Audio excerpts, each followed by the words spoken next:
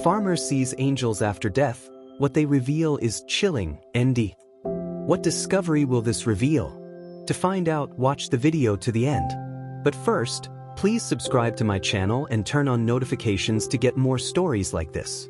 The sun was just beginning to set over the rolling fields of James's farm, casting a golden glow across the land he had worked tirelessly to maintain. The rhythm of his life was as steady as the seasons.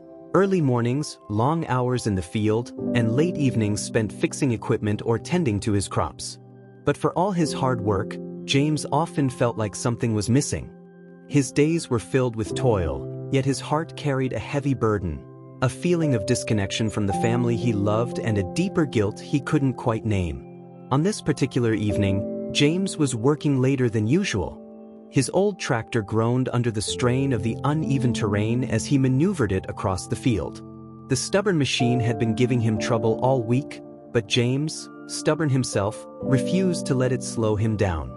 He leaned forward, squinting against the dimming light, focused on finishing his work before the full weight of night settled in. Suddenly, the engine sputtered violently, jerking the tractor to a halt. James cursed under his breath, climbing down to inspect the problem. As he worked to loosen a jammed component, his foot slipped on the damp ground, sending him sprawling backward. He hit the earth hard, but before he could steady himself, the tractor began to roll. In an instant, its massive weight tilted toward him, and James felt a jarring impact as the world went black. James didn't know how long he was unconscious, but when he opened his eyes, he wasn't in the field anymore. At first, he thought he was dreaming. He floated above the scene of the accident, watching in eerie stillness as his own body lay crumpled beneath the edge of the tractor. His worn flannel shirt was smeared with dirt, and his hat lay a few feet away, caught in a tuft of grass. He saw the faint flicker of movement in the distance, his neighbor's truck approaching the farm, but the sight brought no comfort. James couldn't move, couldn't call out for help. He wasn't even sure if he still had a voice. A strange calm washed over him, and as he drifted higher, the image of his broken body below grew smaller. The world around him began to dissolve, replaced by a warm, golden light that seemed to emanate from everywhere and nowhere at once. The light wasn't blinding. Instead, it felt inviting, almost familiar. James was overcome with a profound sense of peace, as if he were being welcomed home after a long and arduous journey. Then, out of the light, figures began to emerge. At first, they appeared as faint silhouettes, their forms shimmering like the edges of a mirage. But as they drew closer, their features became clear. They were angels, their presence both comforting and awe-inspiring. Each one glowed with an inner radiance, their faces serene but serious, as if they carried both wisdom and purpose. James stared in disbelief, unable to process what he was seeing.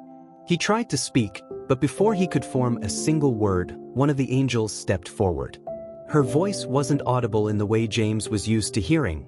It resonated within him, a gentle yet commanding presence that filled his mind. "James," the angel said, her tone both compassionate and firm. "Do not be afraid.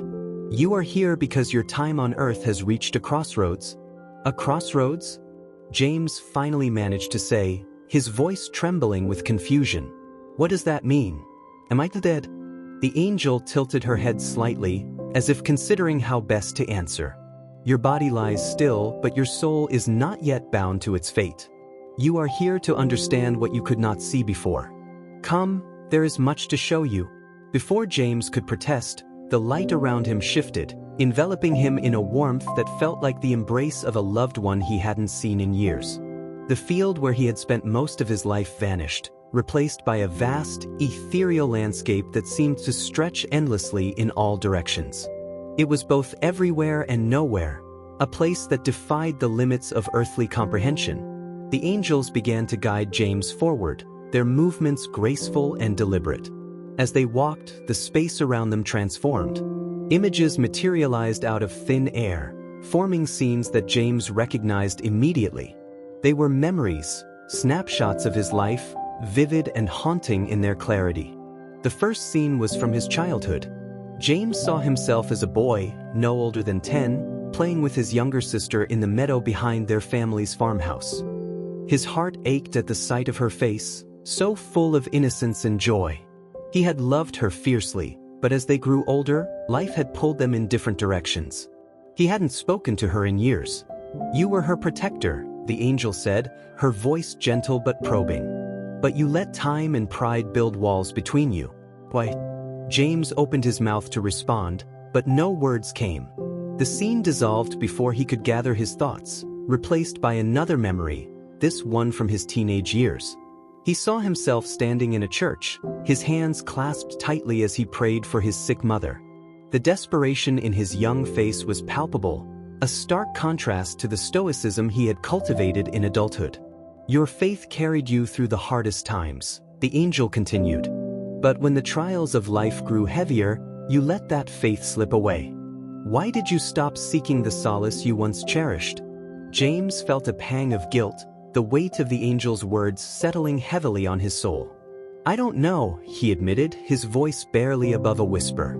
"I guess I thought I didn't need it anymore." The angel's expression remained compassionate, but her gaze was piercing. "The truth, James, is that you forgot how to ask for help. You let the burden of self-reliance isolate you from those who would have shared your load." The scenes continued to shift, each one revealing a moment where James's choices had ripple effects he had never considered. He saw the hurt in his wife's eyes during an argument he had dismissed as insignificant. He saw the disappointment in his son's face when work had kept him from a school play. He saw the gratitude of a neighbor he had once helped during a storm, a kindness he had long forgotten. Each memory was a mirror, reflecting not just the actions of James's life but the impact they had left behind. Some were moments of pride, others of regret, but together they painted a picture that was both beautiful and flawed, a tapestry woven from the threads of his choices. As the final scene faded, James turned to the angels, his voice trembling with emotion. "Why are you showing me this? What am I supposed to do with all of this?" The angel who had spoken first stepped closer, her expression softening. "We are showing you what was, so you may understand what could be. Your journey is not yet over, James. But the path you choose when you return will determine the legacy you leave behind." Before James could respond, the light around him began to intensify, enveloping him in its warmth. He felt himself being pulled backward, the ethereal landscape dissolving into a blur of colors and sensations. The angel's voice echoed in his mind, a final message that reverberated through his very soul.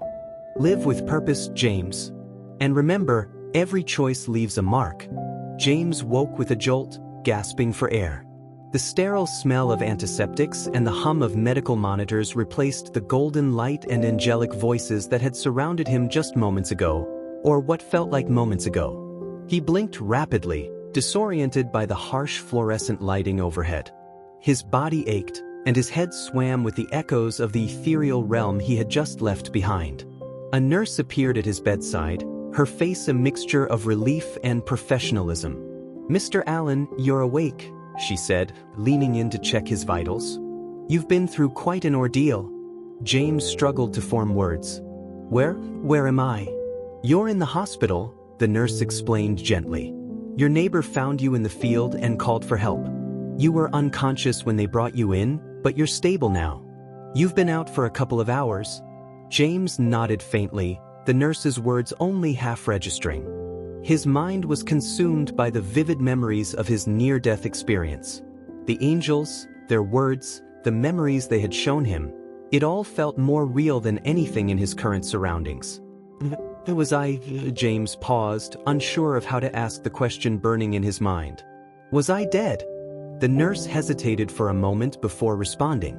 "Your heart stopped for a few minutes before the paramedics revived you. It's a miracle you're here now." "A miracle?" The words sent a chill through James, though not out of fear. He closed his eyes, replaying the angel's message over and over.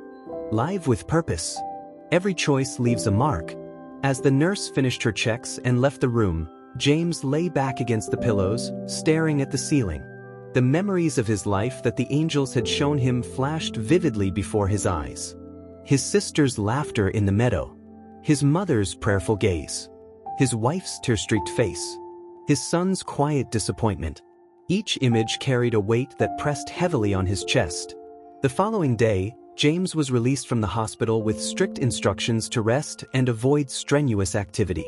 His neighbor, Greg, drove him home, his concern evident in the careful way he helped James into the truck. "You gave us all a scare, James," Greg said, glancing over at him. "I'm just glad I was nearby. If I hadn't seen your tractor from the road..." James placed a hand on Greg's shoulder. "Thank you," he said sincerely. "You saved my life." Greg waved off the gratitude. "Just doing what anyone would have done. But you've got to take it easy now, all right? Don't push yourself too hard." James nodded, though his thoughts were elsewhere.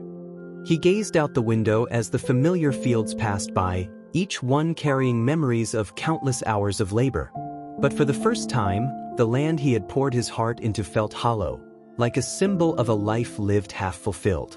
When they arrived at the farmhouse, Greg helped James inside and left him with a reminder to call if he needed anything. Alone in the quiet of his home, James sat in the worn armchair by the window, staring out at the sunset.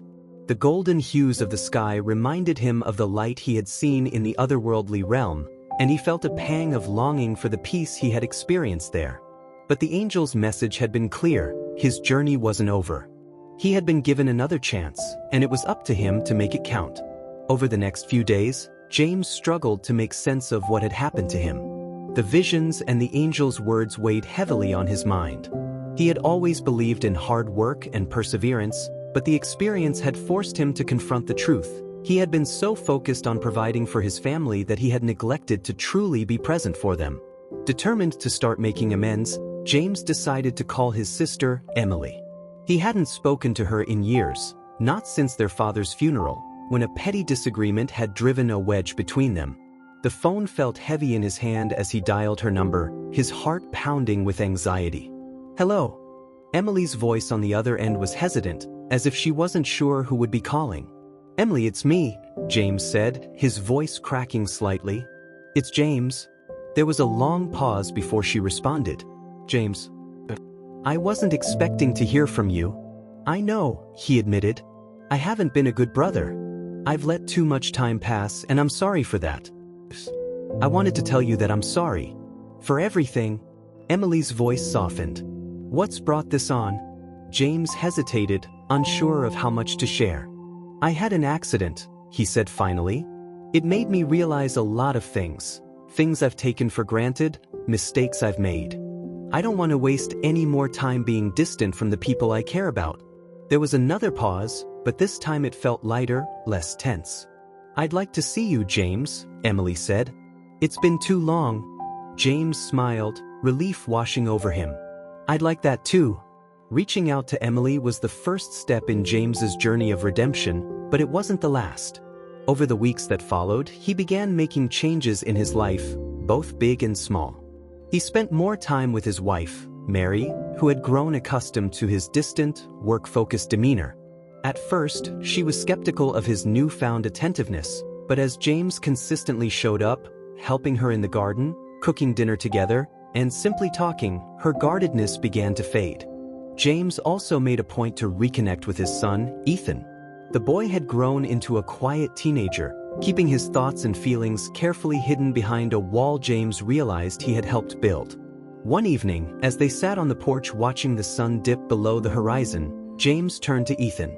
"I'm sorry, son," he said, his voice heavy with emotion. "I've spent so much time working, trying to give us a good life, that I forgot the most important thing, being here for you." Ethan glanced at his father, his expression unreadable. "You're here now," he said after a moment. "That's what matters." James nodded, a lump forming in his throat. "I'm going to do better, Ethan. I promise." As James worked to repair his relationships, he also found himself drawn back to the faith he had abandoned long ago. He began attending church again, finding solace in the quiet moments of prayer and reflection. The words of the angels echoed in his mind during these moments. Live with purpose. Every choice leaves a mark. One Sunday, after the service, James approached the pastor and shared his story. The pastor listened intently, his expression a mix of awe and understanding. "James," he said, "what you experienced was a gift, a reminder of the impact we can have on the world. Use it to guide you." James nodded, feeling a sense of clarity he hadn't felt since the accident. He didn't know how much time he had left, but he was determined to make the most of it. The weeks turned into months, and James found himself slowly settling into the new life he was crafting, a life marked by intention and connection rather than isolation and work. The changes were not always easy, and there were moments when the weight of his old habits crept back into his mind, urging him to retreat into the comfort of routine. But the memories of the angels, their words, and the chilling visions they had shown him always brought him back to his purpose. James began to notice a difference in how his family responded to him. His wife, Mary, who had once resigned herself to being a shadow in his busy world, began to open up again. They talked more, not just about the practicalities of running the farm but about their hopes, dreams, and fears, conversations they hadn't shared in years. One evening, as they sat together on the porch, Mary turned to James, her expression softer than he'd seen in a long time. "You're different," she said, her voice filled with both wonder and gratitude. "I don't know what happened that day, but it feels like I have my husband back." James reached for her hand, squeezing it gently. "I feel like I've been given a second chance," he said. "I don't want to waste it." Mary smiled, leaning her head against his shoulder. "You're not. And I'm proud of you." Their son, Ethan, also began to let his guard down. James made it a point to spend time with him, whether it was helping him with homework, teaching him how to repair machinery on the farm, or simply sitting together in comfortable silence. One afternoon, as they worked side by side in the barn, Ethan broke the silence. "Dad," he began hesitantly, "can I ask you something?" "Of course, son," James replied, looking up from the tools he was organizing. Ethan paused, his hands fidgeting with a wrench. "That day, when you had the accident, did you see something?" James's breath caught. He had been careful about how much he shared, not wanting to overwhelm his family with the details of his near-death experience. But he could see the curiosity and concern in Ethan's eyes. "I did," James admitted, his voice calm. "I saw things I can't fully explain. Angels. Memories of my life. They showed me the impact of my choices, the good and the bad. It was humbling." Ethan's eyes widened. "Angels? Like real angels?" James nodded. "Yes. And they gave me a message, to live with purpose and remember that every choice leaves a mark." Ethan was quiet for a moment, absorbing his father's words. "Does it scare you? Thinking about what they showed you?" James shook his head. "It doesn't scare me anymore. If anything, it's motivated me to be better. For you, for your mom, for everyone. I don't want to leave this world with regrets, Ethan. And I don't want you to either." Ethan looked at his father, a new respect shining in his eyes. "Thanks for telling me, Dad. I'm glad you're still here." James smiled, ruffling Ethan's hair. "Me too, son. Me too." As James continued to repair his relationships and rebuild his life, he also felt a growing pull to share his story with others. The angel's message had been clear, and he believed it wasn't just meant for him, it was meant to be shared. At first, he started small, speaking to his church congregation about his experience. The response was overwhelming. People were moved by his honesty and the transformative journey he had undertaken. One Sunday after his talk, a woman approached him in tears. "Your story gave me hope," she said, clutching his hand. "I've been struggling to forgive myself for mistakes I've made, but hearing what you've been through, it reminds me that it's never too late to change." James felt a swell of gratitude. If his experience could help even one person, it was worth sharing. Encouraged by the response, he began speaking at community events, sharing his journey of redemption and the lessons he had learned. Each time he stood in front of an audience, he felt the presence of the angels, their message guiding his words. But the journey wasn't without its challenges. One night, James woke from a vivid dream, his heart racing. In the dream, he was back in the glowing field, surrounded by the angels. They weren't speaking, but their expressions were serious, almost solemn. A sense of urgency filled the air, and James woke with the feeling that there was still more to do, something he hadn't yet uncovered. The dream haunted him for days, prompting him to reflect on his life and the choices he was making. He realized that while he had made significant changes, there were still parts of his past he hadn't addressed. wounds he hadn't healed, people he hadn't reached out to. One afternoon, as he worked in the field, a name came to mind: George. George had been his childhood best friend, the two of them inseparable until a falling out during their teenage years. They hadn't spoken in decades, and James had pushed the memory to the back of his mind, unwilling to confront the pain of their estrangement.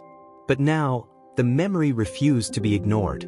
That evening, James sat down and wrote a letter to George, apologizing for the mistakes he had made and expressing his hope for reconciliation. It wasn't easy. Putting his feelings into words forced him to confront his own flaws, but it felt necessary. A week later, James received a reply. George's letter was short but heartfelt. "James, I've missed you too. Let's meet and talk." Their reunion was emotional. Sitting together in George's kitchen, they talked for hours, sharing memories and catching up on the years they had lost.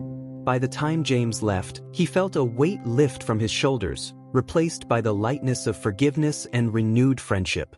The changes in James's life didn't go unnoticed by the community.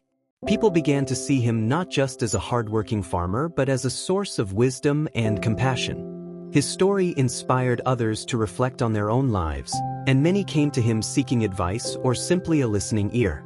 One evening, as James sat on the porch with Mary, watching the sun dip below the horizon, she turned to him with a thoughtful expression. "Do you think you'll ever fully understand what happened that day?" James shook his head, a gentle smile on his face. "I don't think I'm supposed to. What I do know is that it changed me, for the better. And for that, I'm grateful." Mary reached for his hand, lacing her fingers with his.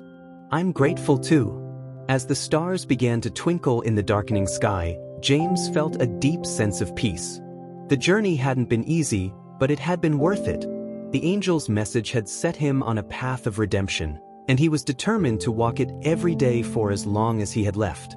And as he looked out over the fields he had tended for so many years, James knew that he was finally living with purpose, leaving a mark that would endure far beyond his time on earth. James's newfound purpose not only transformed his personal life but also began to ripple outward, touching those around him in profound ways. His farm became more than just a place of work. It became a gathering spot for the community, a place where people could come together to share their stories and find inspiration in the changes James had made. One Saturday, James decided to host an open gathering at the farm, inviting neighbors, church members, and anyone who had heard his story and wanted to learn more. He set up tables under the sprawling oak tree at the edge of his property, with homemade food and refreshments prepared by Mary and a few volunteers from the church. As people arrived, the atmosphere buzzed with warmth and anticipation. The event began with casual conversation and laughter, but as the sun dipped lower in the sky, James stepped forward to address the crowd. Standing in front of his neighbors and friends, he felt a familiar mixture of nervousness and determination. This was his chance to share the lessons that had changed his life. "Thank you all for coming," James began, his voice steady but tinged with emotion.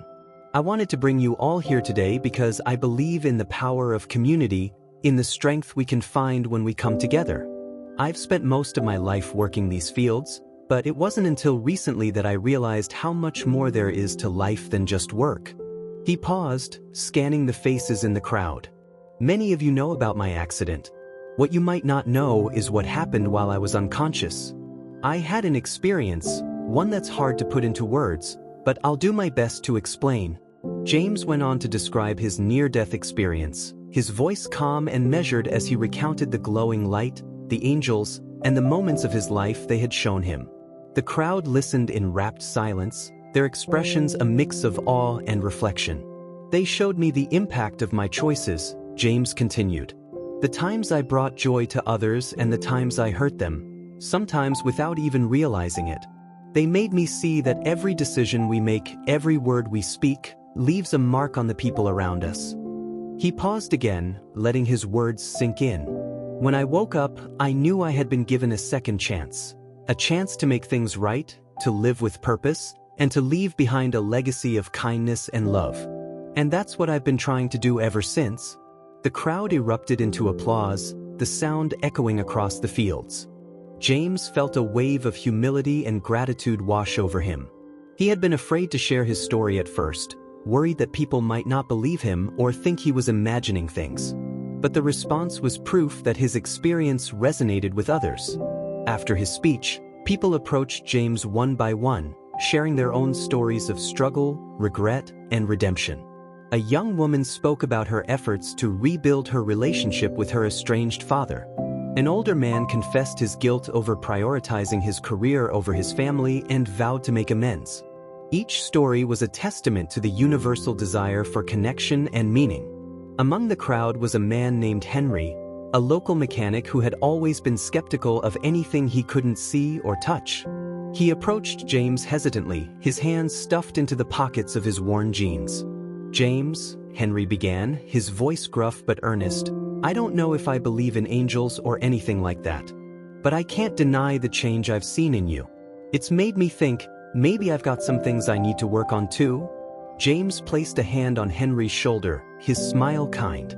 "It's not about whether you believe in angels, Henry. It's about believing in the power to change. That's something we all have inside us." Henry nodded slowly, his eyes thoughtful. "Maybe you're right. Thanks for sharing your story." As the evening went on, the event became a celebration of hope and renewal. Children played in the fields, their laughter mingling with the hum of conversation. Neighbors who hadn't spoken in years reconnected over plates of food, and the sense of community grew stronger with every passing moment. Mary watched her husband from a distance, her heart swelling with pride. She had seen the changes in James up close, but seeing the impact he had on others made her realize just how far he had come. When he joined her at one of the tables, she reached for his hand, her smile radiant. "You've done something amazing here, James," she said. "This isn't just about the farm or your story. You're bringing people together in a way that few can." James looked around at the scene before him, the warmth of the gathering filling him with a sense of fulfillment. "I couldn't have done it without you," he said. "You've been my anchor through all of this." As the night wore on, the crowd began to disperse, leaving behind the faint glow of lanterns strung from the oak tree and the quiet hum of crickets in the fields. James and Mary sat together under the stars, reflecting on the day. "I keep thinking about the angel's message," James said softly. "Every choice leaves a mark. I didn't realize how true that was until now." Mary leaned her head on his shoulder. "You're making the kind of mark that matters, James. One that will last." In the weeks that followed, James continued to find ways to live out the lessons he had learned. He started a small group at the church for people seeking guidance and support, offering a space where they could share their struggles and encourage one another. The group grew quickly, becoming a source of comfort and inspiration for everyone involved. James also began working with local schools, teaching children about farming and the importance of caring for the land. He saw it as a way to pass on not just practical skills but also the values of hard work, humility, and connection that he had come to cherish. One afternoon, as James stood in the field watching a group of children planting seeds, he felt a deep sense of peace. The angels had given him a second chance, and he was determined to honor it in every way he could. The field stretched out before him, vibrant and full of promise, just like his life. And as he turned his face to the sky, where the sunlight filtered through the clouds in golden beams, James whispered a quiet prayer of gratitude for the chance to change, for the people who had stood by him, and for the lessons that would guide him for the rest of his days. As the seasons changed and James continued his journey of transformation, his influence in the community grew in ways he never anticipated. The small group he had started at the church blossomed into a weekly gathering of people from all walks of life: farmers, teachers, shopkeepers, and even teenagers curious about the wisdom he had gained through his near-death experience. Each meeting became a space for sharing stories, offering support, and finding inspiration to make positive changes in their lives. One evening, as the group gathered in the church hall, a young woman named Clara stood up to share her story. Her voice trembled as she spoke, but her words carried the weight of years of pain and struggle. "I've made a lot of mistakes," Clara began, her gaze fixed on the floor. "I've pushed people away, made choices I'm not proud of. For a long time, I thought it was too late to fix anything. But hearing your story, James, it's made me realize that maybe there's still time." James leaned forward, his eyes filled with empathy. "There's always time, Clara. he said gently. The fact that you're here, willing to reflect and make changes, shows incredible strength. The first step is often the hardest, but it's also the most important. The group murmured their support, and Clara smiled faintly, her shoulders relaxing for the first time that evening. It was moments like this that reaffirmed James's belief in the power of connection and shared vulnerability. Outside of the church group, James found new ways to extend his reach. Inspired by the angel's message, he began working with local charities to support families in need. He donated fresh produce from his farm, organized fundraisers, and volunteered his time wherever he could. Each act of service felt like a step toward living with the purpose the angels had urged him to embrace. One day, as James delivered a truckload of vegetables to a food bank, he struck up a conversation with the manager, a middle-aged man named Paul. They talked about the challenges of running the organization and the growing need for resources in the community. Sometimes it feels like we're just scratching the surface, Paul admitted, his expression weary. There's so much more we could do if we had the support. James felt a familiar spark of determination. What if we work together? He suggested. I've got the land and the resources to expand. We could grow more, give more, and maybe even inspire others to do the same. Paul's eyes lit up. You'd be willing to do that? Absolutely, James said with a nod. This isn't just about me or my farm. It's about all of us coming together to make a difference. The partnership between James's farm and the food bank quickly took shape. James dedicated a portion of his fields to growing crops specifically for donation, enlisting the help of volunteers from the church group and the community.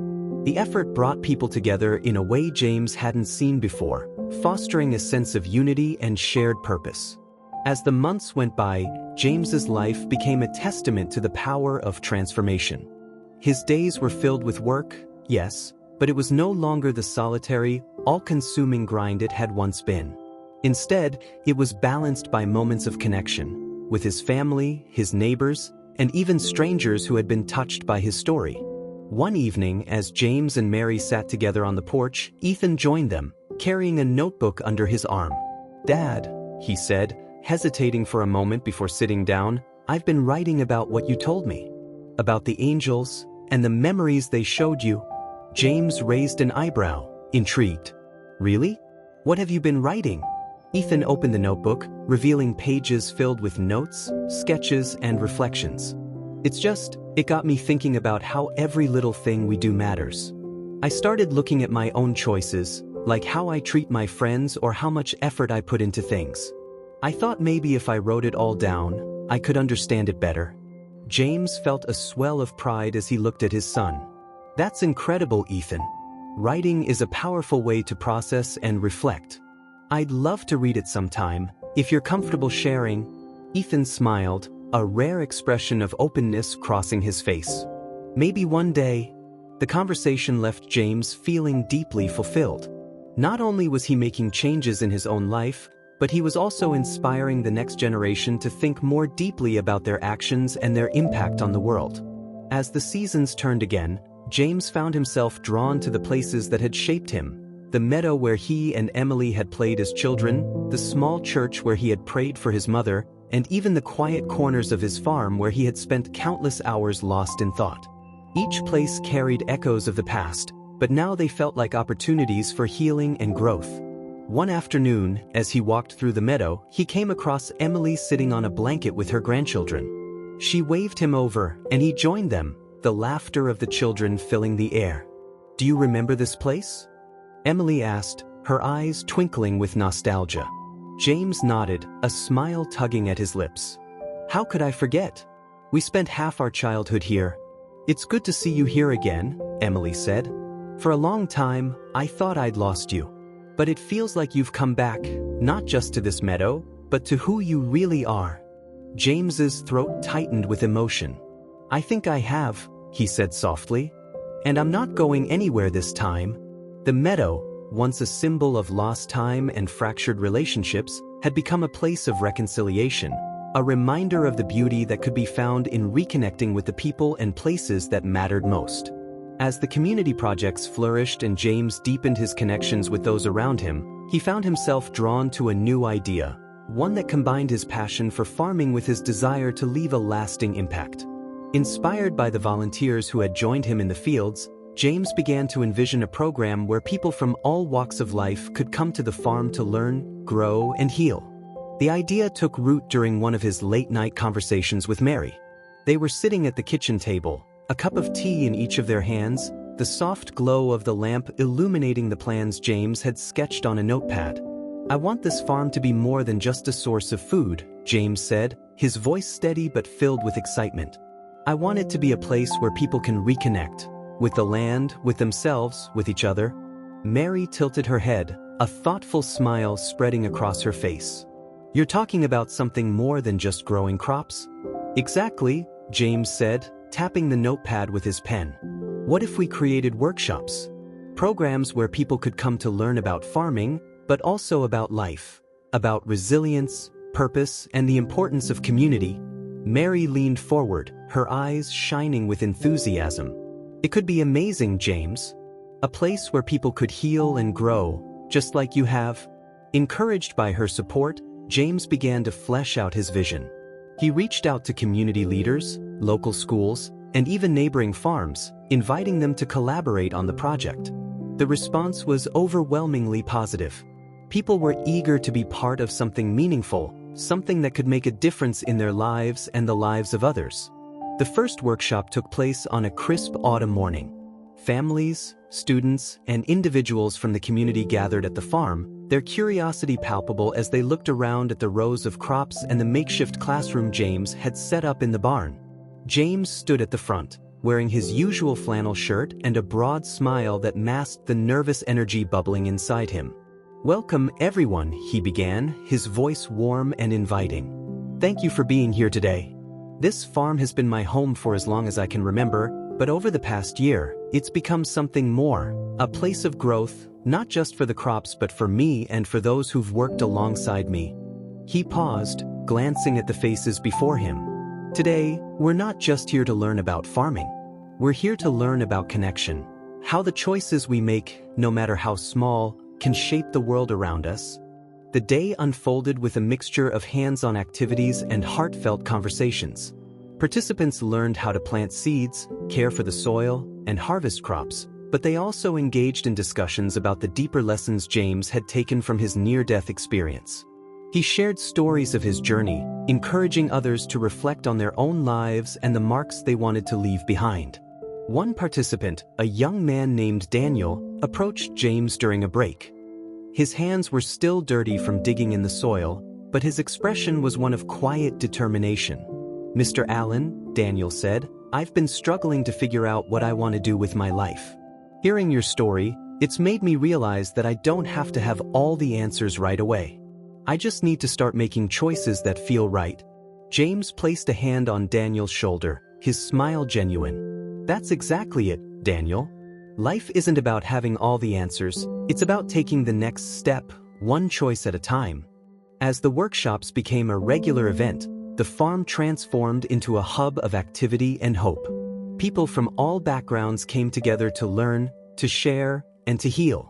The sense of community that James had worked so hard to foster became the heart of the farm, infusing every corner of the land with a sense of purpose. One evening, after a particularly successful workshop, James stood at the edge of the field, watching the last rays of sunlight dip below the horizon. Mary joined him, her arms slipping around his waist as they stood in comfortable silence. "You've done something incredible here, James," she said softly. "It's more than a farm now. It's a place where people can find themselves." James nodded, his gaze fixed on the horizon. "It feels like everything I've been through, everything the angels showed me, it all led to this." Mary squeezed his hand. "And I know they'd be proud of what you've created." The thought brought a sense of peace to James. He didn't know if he would ever fully understand the angel's message or why he had been given a second chance, but he knew he was living a life that honored their words. He was making choices that left marks, not just on the land he tended but on the hearts of those who crossed his path. As winter settled over the farm, the fields lay quiet under a blanket of frost, but the warmth of the community James had cultivated continued to grow. Even in the colder months, the workshops persisted, moving into the barn, where heaters and makeshift tables created a cozy space for people to gather. The lessons now extended beyond farming to include discussions about resilience, purpose, and the power of forgiveness, values that James had come to embody. One particularly cold evening, James sat by the fireplace in the farmhouse, reviewing plans for the upcoming spring planting season. Mary was knitting in the armchair beside him, the soft click of her needles filling the room with a soothing rhythm. The fire crackled, casting flickering shadows on the walls, and James felt a rare moment of stillness wash over him. He set his papers down, his gaze drifting to the window, where snowflakes swirled in the glow of the porch light. "You know," he began, breaking the comfortable silence, "sometimes I think about what life would have been like if that accident hadn't happened." Mary looked up from her knitting, her brow furrowed slightly. "Do you regret it?" she asked gently. James shook his head. "Oh, it's strange to say, but I'm grateful for it. That moment, what I saw, what I felt, it changed everything. I don't think I would have ever found this path without it." Mary nodded, setting her knitting aside. "It's true. But you've done the work, James. The accident might have been the spark, but everything that's happened since then, that's you. You made the choice to change." Her words settled over him like a warm blanket, and he reached for her hand, squeezing it softly. "I couldn't have done it without you," he said. "You've been my anchor through it all." Mary smiled, her eyes shining with love and pride. "And you've been mine." As spring approached, James decided to expand the farm's offerings once again. This time, he wanted to create a space for reflection, a garden where people could come to sit, think, and find peace. He envisioned winding paths lined with wildflowers, benches nestled under trees, and a small pond that mirrored the sky. The idea was met with enthusiasm from the community, and volunteers quickly rallied to help. Together, they transformed a previously unused corner of the farm into a serene haven. The garden became a labor of love, with each plant, stone, and pathway carefully chosen to create a sense of harmony and tranquility. On the day the garden was completed, James hosted a small dedication ceremony. As people wandered through the space, their faces lit with awe and gratitude, James felt a deep sense of fulfillment. He stood by the pond, watching the ripples dance across the surface, and thought back to the angel's words, "Every choice leaves a mark." He had come to understand that those marks didn't have to be grand or earth-shattering. Sometimes, they were as simple as a kind word, a helping hand, or a quiet space where someone could find solace. As the years went by, the farm grew into a beacon of hope and connection. People traveled from neighboring towns and even further to experience the workshops, the community, and the garden. James's story spread, inspiring others to reflect on their own lives and the marks they wanted to leave behind. But for James, the greatest reward wasn't the recognition or the success. It was the relationships he had rebuilt and the lives he had touched. His bond with Mary grew stronger every day, filled with laughter, love, and shared purpose. His son, Ethan, now a young man, often worked alongside him in the fields, their conversations filled with a depth and warmth that had once been missing. One afternoon, as they worked side by side, Ethan paused, leaning on his shovel. "You know, Dad," he said, "I've been thinking about the angels you saw. Do you think they're still watching over you?" James straightened, wiping his brow and gazing out at the horizon. "I like to think so," he said. "But more than that, I think their message is what stays with me. It's not about them watching. It's about me living in a way that honors what they showed me." Ethan nodded thoughtfully. "You've done that, Dad. More than anyone I know." James smiled, his heart swelling with pride. "Thanks, son. That means everything to me." As the sun dipped lower in the sky, casting the fields in golden light, James took a moment to reflect on the journey that had brought him here. The accident, the angels, the revelations, they had all been part of a larger plan, one that he couldn't fully comprehend but had come to embrace with open arms. And as he stood there, surrounded by the land he had tended for so many years and the people who had become his family and community, James felt a profound sense of peace. He was living with purpose, leaving marks of kindness, love, and hope on the world around him. And in that moment, He knew that no matter what the future held, he had fulfilled the angel's message in the best way he could.